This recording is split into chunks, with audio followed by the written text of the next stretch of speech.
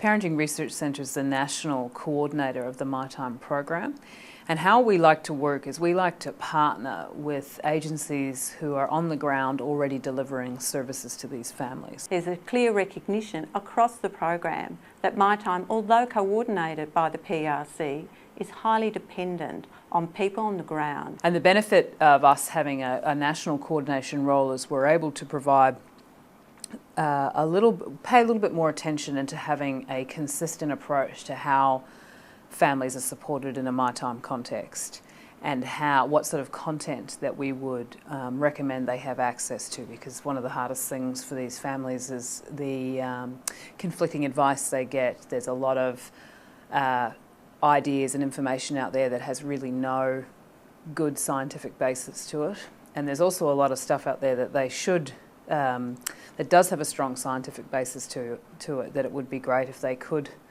families could access in a user-friendly way, and that's sort of our role, to support providers to be able to do that in an efficient, effective way. So what we're hoping to get out of today is to really give people a chance to be together and share, and hopefully they come away feeling motivated and really keen to go back to their groups and try out some new things or share what they've learned. I don't know many people here, so hoping to get to know some of the other facilitators and other people involved in MyTime and talk to them about what they're doing, and also promote the benefits that MyTime has had for our families and carers. So we hope they'll meet other facilitators who they might not have met before, because a lot of our groups are quite isolated and remote.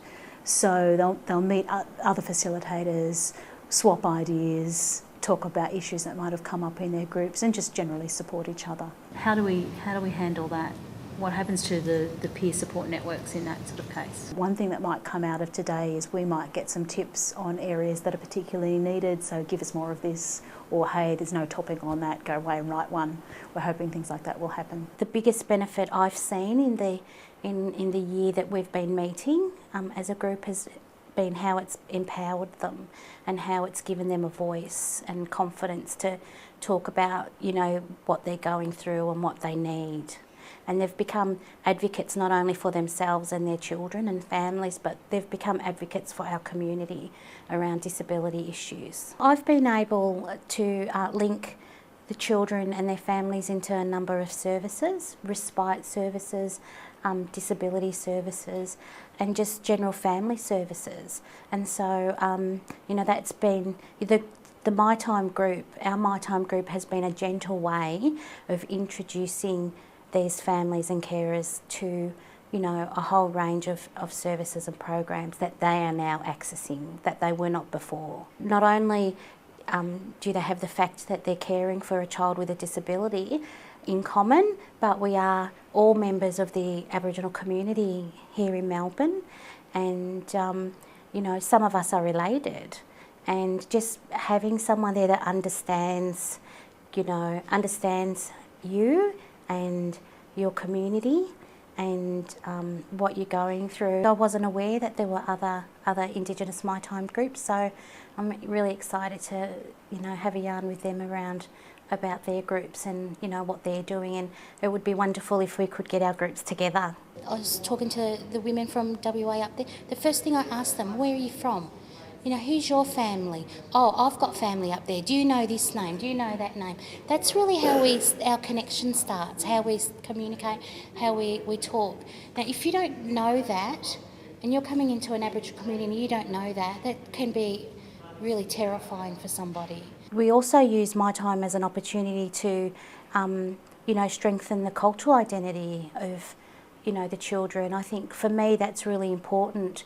How do we how are the cultural needs of our people with a disability and our children with a disability, how are they being met, how are they being strengthened and fostered? Our group's going to be talking about the cultural sensitivity and just basically outlining what our programs, what we do with the MyTime program back home in Perth. We get a mum who will come along with her babies, then she'll get her sister or her mum or the grandparents, and then we get all the aunties and uncles, so we have like good group of family people there together. Just listening to other MyTime facilitators and what they do, and just building just building and how you can better your program, or what you can, so learning from other people as well.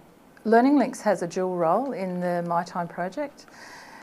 Part of our role has been to develop some materials for play helpers, because it's recognised by the PRC that play helpers form a very important part of that whole peer support program. Although they're not working directly with parents, they need to be skilled people so that parents can relax and participate in the peer support activities. So this afternoon we're trying to identify what the challenges are that are currently faced by the MyTime providers across Australia, so that we can possibly then tailor further materials that can support them. Don't feel pressured into answering every question that's on that sheet. If there's one question that really leaps out at your group, that you feel this is something that we really want to discuss in more detail, then that's quite okay too. I've just attended one session already, and it's probably opened my eyes to the diversity of the way MyTime is being implemented across Australia.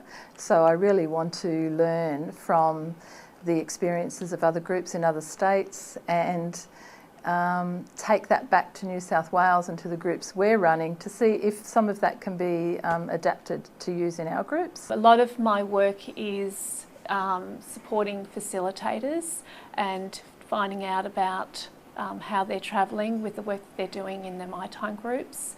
I have had a role in helping to set up the groups and get them established, so recruiting parents, basically doing a lot of the practical organisation of getting a group up and running. I love the suggestion over there about the Certificate 4. That is a great qualification actually, and it does give you a lot of background in terms of group work facilitation. It really is quite a good tool, so that's a great idea. In relation to our session today, we've actually prepared a number of questions for our group to reflect on, and that is what our facilitators need for training. So we're going to start our session with some questions first, to hear from the group about what they see as being really important learning and support for facilitators. And then we do have some plans to sort of show the group about some of the things that we've been doing in our organisation.